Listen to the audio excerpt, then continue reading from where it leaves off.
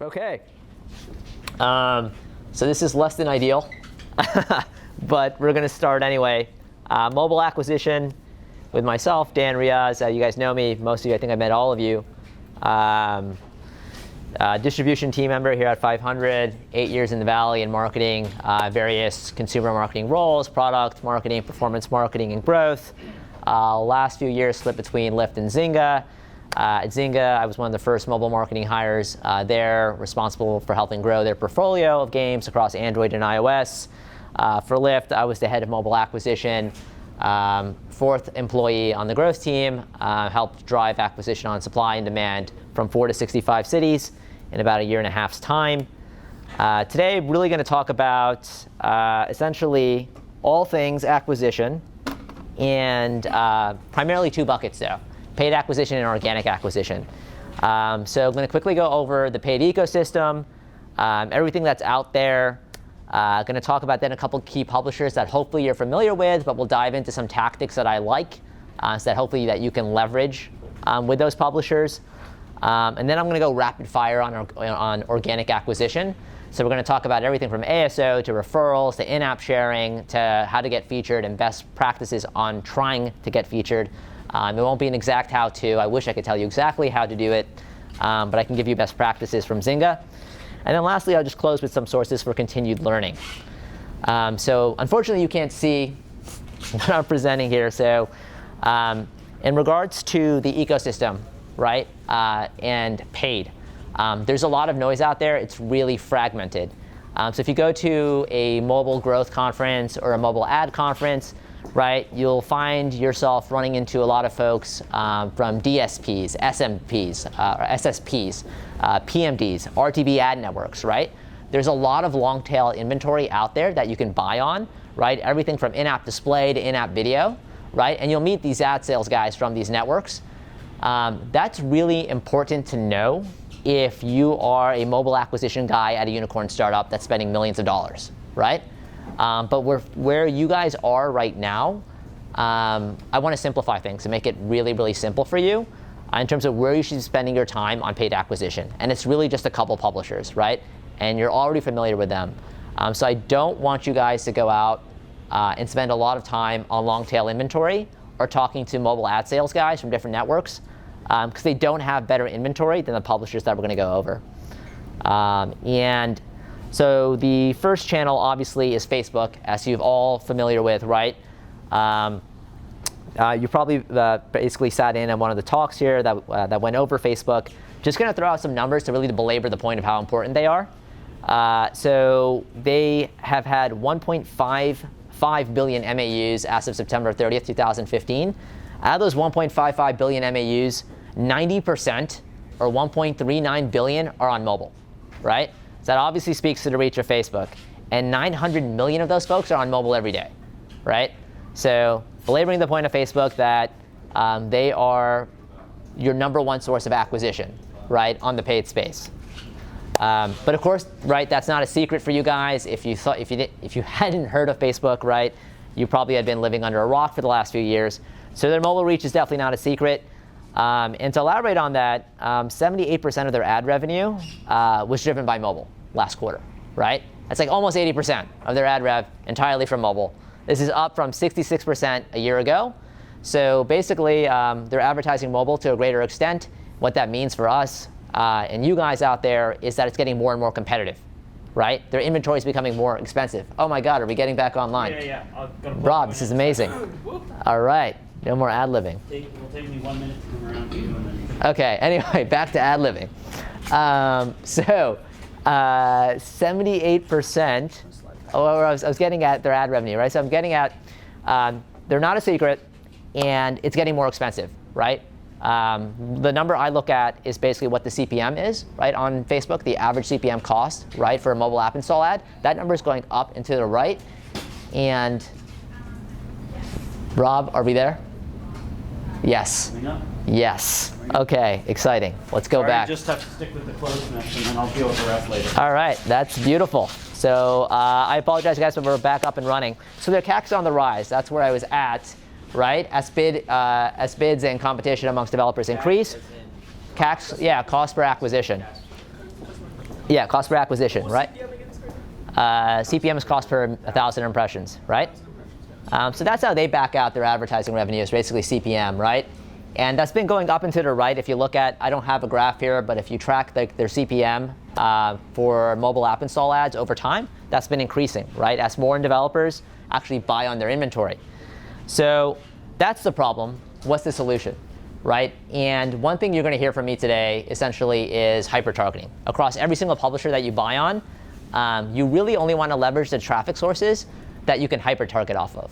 And so what that means in my mind is leverage publishers that have a crapload of data that are willing to sell that data to you as advertisers to leverage and buy off of. And that's why we're only going to be talking about a few key publishers, because most of the ad networks in the space have crappy data, right? They have very little data on their users.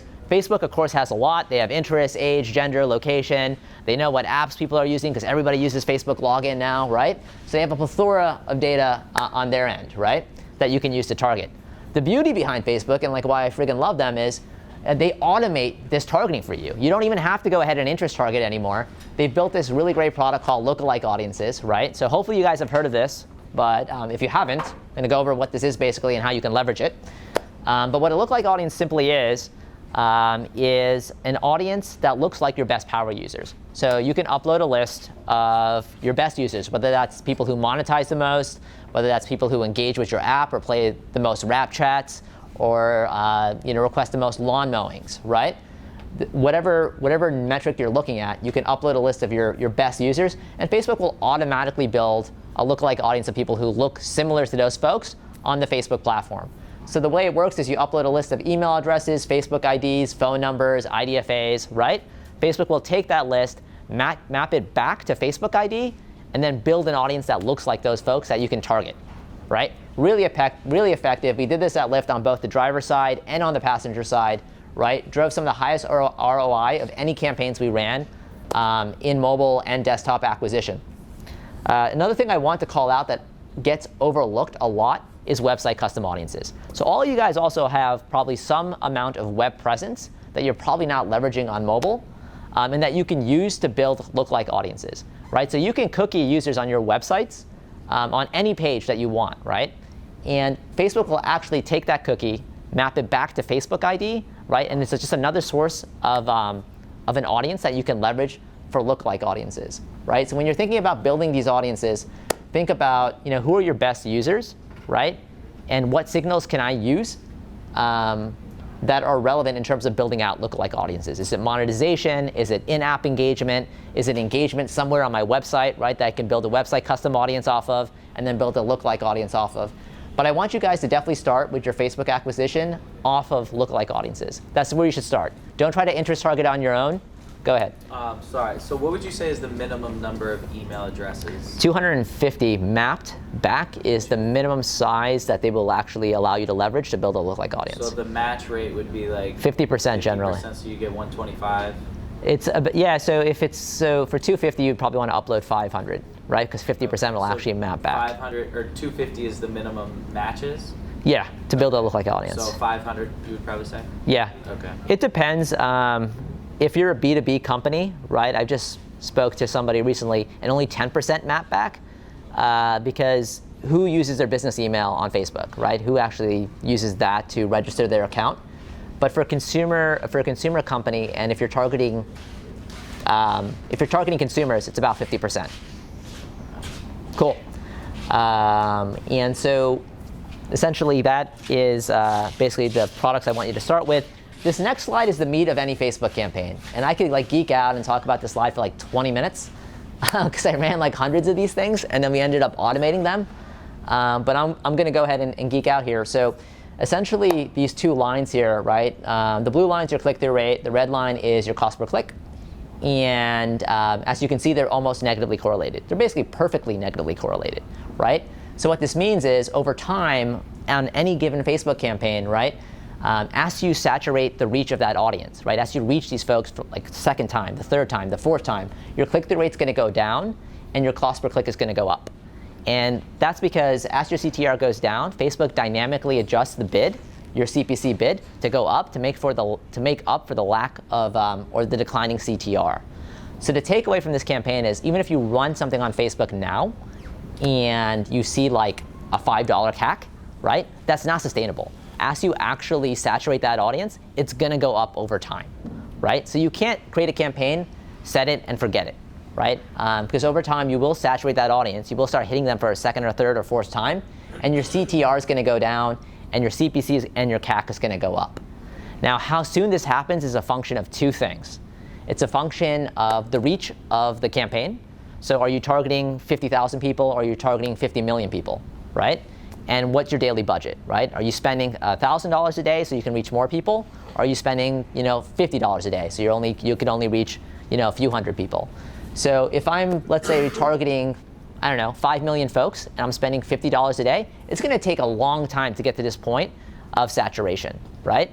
But if I'm at Lyft and I'm spending thousands of dollars a day, and I'm hyper targeting, and I'm only reaching, let's say, 500,000 or 1 million people, this is going to happen really quickly. And so this generally happened for us around 2 or 3 days, right? And then we had to refresh, right? And so when this happens, you basically can do one of two things. You can refresh and create new ads and new messaging to get everybody who didn't click and didn't engage and get them to try to engage. Or you can just target a different audience, right? And start with a different audience. So basically, main takeaway from this slide is that your CACs will not stay stable on Facebook for any given campaign. They will essentially rise and increase over time. All right, next channel, Google AdWords, right? I love talking about Google because they get overlooked a lot in this space, and I think that's because, they're obviously the traditional desktop portal, or like the traditional entry point for basically apps on the web, and that's really not the case on iOS, especially, right? People don't go to basically Google mobile web to discover apps per se, but they actually released this quote in May of 2015, which I think was really powerful. And they actually called out that there are more Google searches taking place on mobile than on desktop in 10 countries, including the US. So just to belabor that, there's more Google searches taking place on mobile than there are on desktops in the US. That obviously speaks itself to like SEM plays and search engine marketing plays, right? Because now there's more mobile search traffic than desktop search traffic, right? So if you're a mobile app, you should be bidding on keywords that are relevant for your business, right? Really high level to talk about search, right? For those of you who aren't familiar with search engine marketing, all you're doing is just bidding on a search query, right? So if someone's searching for freestyle raps, right, and I'm Rap Chat, I know I should be bidding on that keyword, right? That's someone who's relevant to my market, right? Basically, that search query acts as a signal of intent, right? They're basically giving you data that's telling you that user is highly relevant to your business, and therefore you can hyper target, which we already talked about, and drive high LTV users and high ROI campaigns.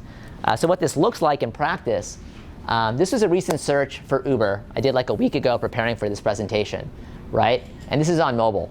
So I searched for Uber. You can see the number 1 spot, Uber's taking that, and the number 2 spot's Lyft. Of course, Lyft is bidding on Uber. They know anybody searching for Uber is relevant to them in the ride-sharing space, right? And so these two guys are fighting neck and neck over that 1 spot, right? And Lyft spent a lot of goddamn time to rank number 2 there, right? This is all very strategic. You search for Sidecar. Sidecar, again, is playing defense on their keyword. They know that Lyft is bidding on their keyword. They know that Uber's bidding on their keyword. But Lyft is also right there at number 2. So you should think about who your competitors are, right? Who can you actually bid on that's a competitor in the space that would drive high ROI, high LTV acquisition? Dan, how did you pick between, if you have a web interface as well as mobile, like you can see Sidecar has a download app, but it's much smaller than the Lyft kind of app display. So like one says download our app, one says go to our website. How would you sort of describe how you those two different options? But that's a good call out, but I think there are two different objectives, right? So Lyft is driving mobile traffic to the App Store, right? Yeah. Sidecar right there is driving driver acquisition, right, on mobile web. So for Lyft, our actual driver acquisition funnel starts on the web, right? And it's this long form, right? So we don't expect anybody to actually fill out that long HTML form on mobile, just because it's a lot of fields. So if anyone's searching on mobile, we would drive them directly to the App Store with the aim that there'll be a potential passenger. So it depends on your on two things, like one, the actual funnel, and then two, your actual needs. Sidecar might need drivers, right? They might need drivers badly. And they probably do, because like who drives for Sidecar anymore, right? Like no one. So it depends on, two things. Like one, if you're a marketplace, do you need supply or do you need demand? And then two, your actual acquisition funnel, right? Again, for Lyft, their driver page, right? And that first entry point into becoming a driver, it's like 10 fields you have to fill out, right? So for mobile, it's a horrible UI. Okay, other questions before we move on? No, all right. So just to show you some more examples, right? Before we talk about other stuff. Lyft's also bidding on ride sharing, right? So if someone's searching for ride share, right? Lyft has that #1 placement. If someone's searching for taxi app, Lyft has that #1 placement, right? Again, this has taken a lot of time and effort to get there, right? But it's worth it because the users who are coming in from these keywords are really high LTV. So would you say then Lyft is setting a higher bid than Uber for taxi app? It's not just, it's like how do you get #1 above Uber there? Is that because of the bid or? It's not just the bid. The bid helps, right? But it's also, you see like those review ratings, it's all the extensions you have in the ad itself. So the reviews help. The actual mapping back to the keyword. So if you see in that second ad there, right, Lyft, taxi, and bus app, right? The query is taxi app, right? And we have app in the headline, right? So it's a function primarily, at least on mobile, of your click-through rate and your bid. The site extensions, all this other stuff, just helps with your CTR. Okay. So the CTR is a huge factor. Yeah, on mobile. On mobile, okay. And as it deals with mobile apps, right? On mobile web and on desktop web, Google looks for like conversion data as well, and they have something called quality score, which for mobile apps they do not. It's primarily click-through rate. Okay. And again, your CTR is going to really depend on how relevant your ad is to the term that's being queried. Cool. So those are really the main two publishers I want you guys to focus on in mobile. There's a lot of things we didn't talk about. We didn't talk about the in-app display networks. We didn't talk about in-app video. We didn't talk about Twitter because they suck. We didn't talk. This is being recorded. I shouldn't have said that. We didn't talk about Yahoo. We didn't talk about bursting to the top of the App Store, right? All that stuff is something that you guys would focus on post Series A or Series B, not with the limited budgets that you have now. I don't think anything you do on those other channels is actually going to outperform Google or Facebook. So really hope that simplified paid acquisition to two publishers. What kind of unit economics do you need to even start doing paid app installs? Unit economics, well, hopefully you want to break even, right? And it also depends on how much money you have. Like what sort of like near-term LTV like you have to have as an app publisher? What kind? Even fuck with? Okay, so I can kind of like talk about like the general CPI trend and like how much it costs. So CPIs are on the rise, and on Facebook, I mean, you're lucky if you hit a $2 to $3 CPI, right? So if your LTV per install is generally not at least $3, it's not worth your time. So if your LTV is lower than $3, you're probably not going to be able to drive profitable acquisition off of Facebook. It's install, not necessarily activated. Like, activated user. Yeah. You can back it out to like LTV and CAC, right? I'm just backing it out to install, right, to simplify things. But because I guess I have a base rate of what the CPI actually is now, right, in the ecosystem, and generally I've seen about $2 to $3 on Facebook as being a good target to hit. If you're more expensive than that, you can probably optimize down, right?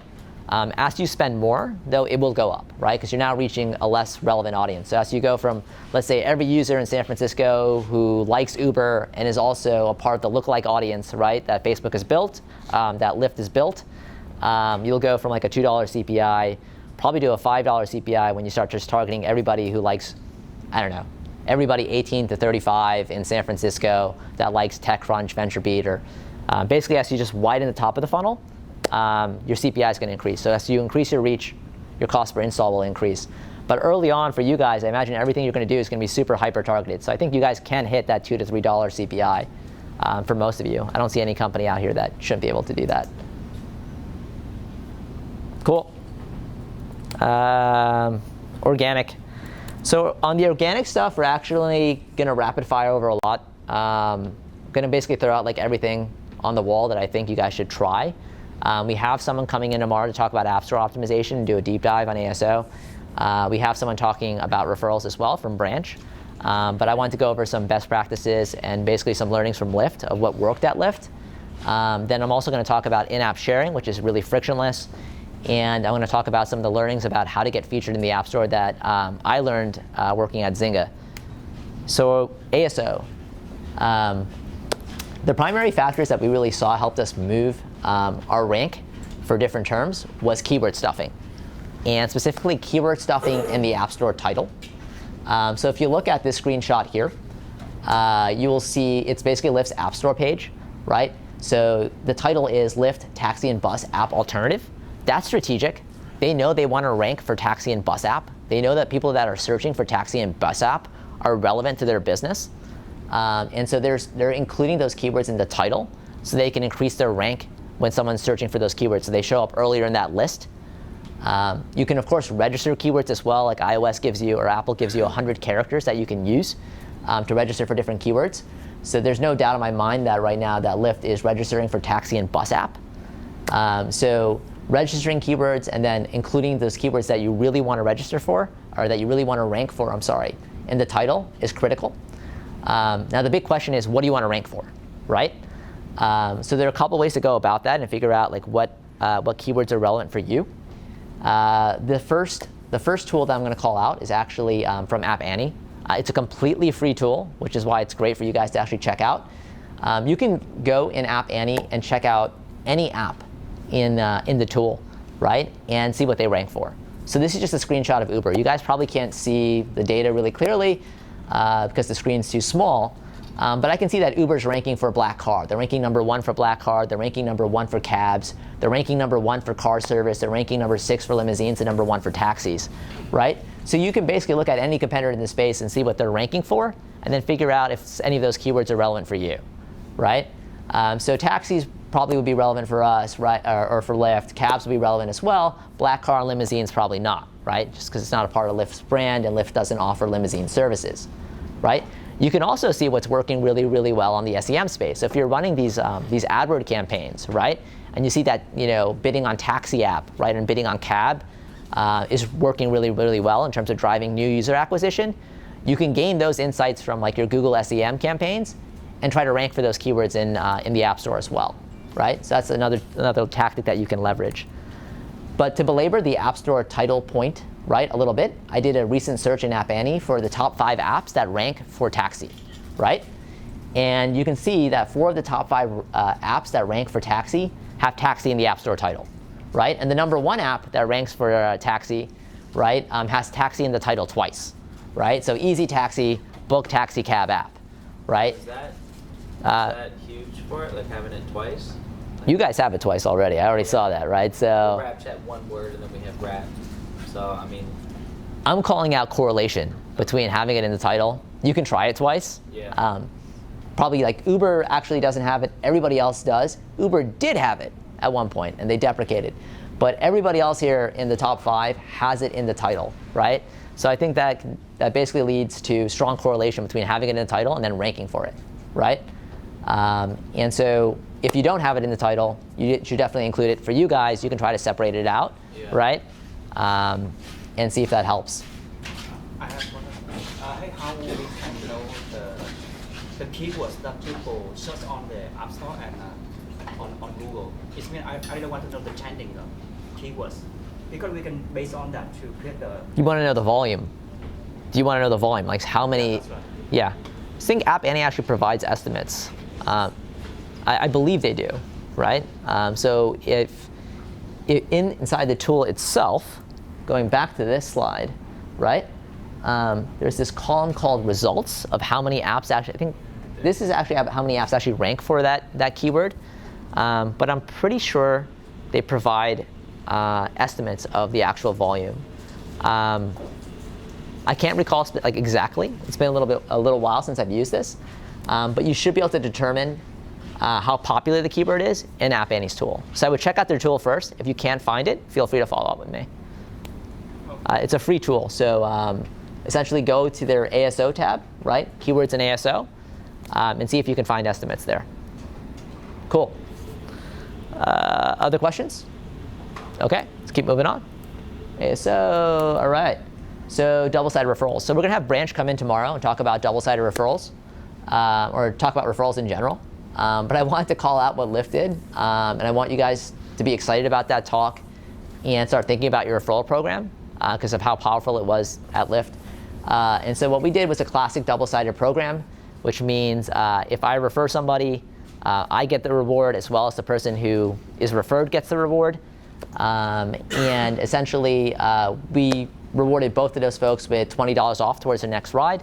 That's expensive. You guys might not be able to afford something like that, but you could do $5 or $10, right? And so both the referrer and the referee will get like $10 off. Really powerful. This essentially led to 30% of Lyft's daily activations. So 30% of their new users came in from this double-sided referral program, right? It's nothing entirely new. PayPal like invented this way back in the day, but we leveraged it, and it was really powerful. And so if you guys aren't thinking about referrals, you should definitely be thinking about it. Again, because 30% of our new users at Lyft came from our program, right? And so it was really, really powerful. The only downside to double-sided referrals is that it requires a little bit of back-end work, right? So to go back real quick, you guys probably can't see the coupon code, right? But like Lyft gives you a coupon code, and that's how they actually tie both people in the referral action to the proper action. So let's say if I invite Seth, right, to try take a Lyft, and he uses my coupon code, right, they can tie back the reward to Seth and to myself based on the coupon code, right? So there's a little bit of server-side work you need to do to be able to track that coupon code and then who invited who. So there's a little bit of friction in terms of getting it up and running. This next feature I'm actually calling out, right, is super frictionless, right, in-app sharing. So it's something else that you can try if you already haven't. Essentially, Apple's built in this in-app sharing functionality directly into the iOS SDK. So you don't need to do any third-party like Facebook or Twitter integration. All you need to do is basically unlock a couple methods that Apple's already built into the SDK. I've implemented it myself. I'm a bad programmer, all right? It's like 10 lines of code and 2 methods, right? I've done it myself. So if you have a technical co-founder, right, he can get this done by next submission like in a day. It's super quick and easy. I'm just going to call out what this actually looks like. So what you see right there is it's actually my profile page on Tinder. Yeah, I like the. I'm on Tinder. Don't judge me. But this is my profile page on Tinder, and so you can see that share functionality at the very bottom.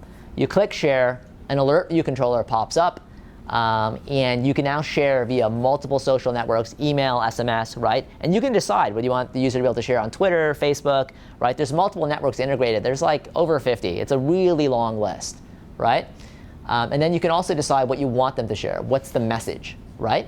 And so the message I think that Tinder has is like, check out Tinder. It shows you who likes you nearby, and it has the URL of the app, right? That's critical. You want to pre-populate the message. Again, think about the user. He's on mobile. He doesn't have a lot of time to type, right? So pre-populate the message. It's also something you can do in the code directly. Really simple to do. Something you should definitely test somewhere in the app, right? To try to get users to actually share your app. All right, getting featured. So this is the last tactic I'm going to talk about today.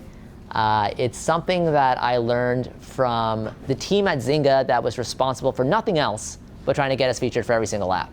And so we had a team dedicated to that. And I guess you have that luxury when you're the size of Zynga. And these are some of the learnings that they actually mentioned to me in preparing for this presentation in regards to what helps. But before we go over all of that, just like high level, right? The App Store, right? It changes every Thursday. So today, like they swapped out new apps, right? They got to play God of who's going to get a lot of love over the weekend and who isn't, right? But it's not random. It's determined 2 to 3 weeks in advance. So while it seems random, they're not staying up late night Wednesday night to figure out who's actually going to get featured the next day. That's well determined 2 to 3 weeks in advance. The top spot on the all category page can deliver up to like 50,000 installs over the weekend, right? So it's powerful, right? If you can get that top spot, you should definitely be high-fiving because it can generate 30 to 50,000 installs over a weekend real easy. That said, the flip side to that coin is you should know that not all placements are equal. These lower placements, right, the best new apps, the best new games, right, these like smaller icon placements, they're going to lead to a lot lower lift, right? They're not going to generate 30 to 50,000. It's probably going to be a fraction of that. And then if you get featured on like one of the subcategory pages, right, whether it's like top travel or top lifestyle, that'll also lead to a lot lower lift. And so actually, while we were at Lyft, we got featured on the top travel section multiple times, and we saw a very incremental amount of organic users over the weekend. So just know that the subcategory pages aren't as big of a deal as the main page. Hey, if we take the app available before Thursday, what happens for us? I'm sorry, can you repeat that If, question? We release the application before Thursday. Yeah. So can we go to the feature apps after Thursday? If you release the application before Thursday, can you go to the feature? Yeah. So if you release it before Thursday, so the submission process, they decide during the submission process, right, of who's actually going to get featured. But you want to release it before Thursday. You want to release it on a Wednesday or a Tuesday, right? As the actual release date. My friend suggested me that launch the application available on the App Store on Thursday. Yeah. To get a change to go to the feature app. It means that you have to upload to the App Store 2 weeks ago. Yeah, I understand the question. Yeah, but my application will be available maybe on Wednesday or Tuesday. Are you setting that date, or how are you determining that date? I set in that day. You set it on Thursday, but it might be a bit Tuesday. Yeah, but because the good day, So Asia people love the good day to love the apps. I would set it to Thursday. We actually set it to Thursday at Zynga with the hopes that would help us get featured. So I would set it to Thursday. That was just like a best practice for us. With every single app we launched, we set it to Thursday. Got it. Okay. Cool. Hey, do Finder Startup have any channel to contact directly to the App Store? Not yet. But we have someone coming in from Apple to talk about that, right? I think that's early next year. So we will have a contact. Okay. Just to talk a little bit more about the process and what you can do. So know that in each country, there's actually a team of people who review all the apps they're going to feature manually. There's no automation behind the process. It's manual. It's actually a group of people who determine which apps they're actually going to feature in each single country. It's a completely manual process, so try to empathize with them.